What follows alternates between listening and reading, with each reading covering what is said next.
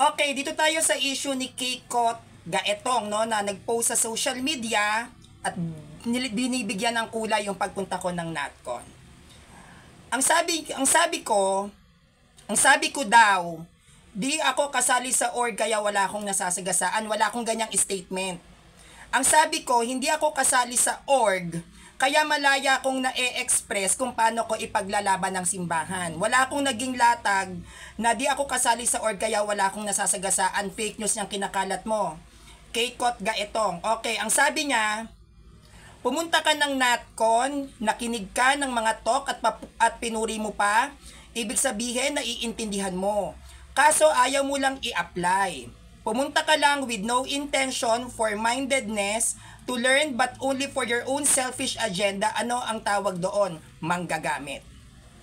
Unang-una, wala po akong ginagamit na tao para matawag akong manggagamit. Nung pumunta po ako ng National Convention, hindi ko lang po bitbit ang sarili ko, nagbitbit pa po ako ng ibang mga Katolikong walang kakayahan na i-provide ang kanilang financial doon sa registration ng National Convention. Ako po nag-provide noon.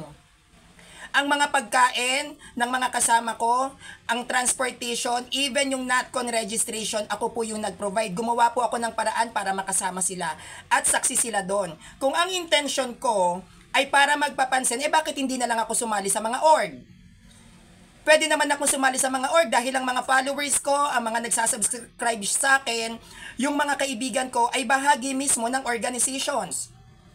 Para bigyan pa natin to ng dientong una niyang sinabi sa akin, may mga dating CFD Cavite na dating mga bashers ko na ngayon ay followers ko na. Nagkino-compliment na nila ako, sinasabi nila, Sanrio, mali yung pagkakakilala namin sa'yo.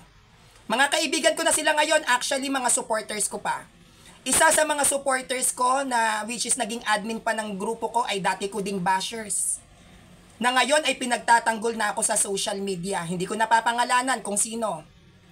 May mga mangilan-ngilan na mga lalaki na under ng CFD Cavite na dating nagbabash sa akin, ngayon supporters ko na.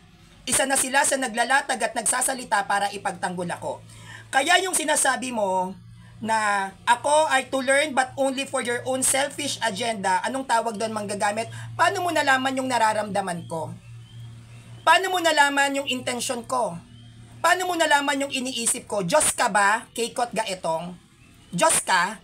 Hindi mo kahit kailan pwedeng paratangan ang isang tao dahil lang sa nakikita mo at hindi pabor sa panlasa mo. Walang nakakaalam sa nararamdaman ng isang tao kundi yung tao mismo na napaksa. Kaya wag mo akong uhusgahan dahil hindi mo alam ang intention ko at nararamdaman ko bakit ako nasa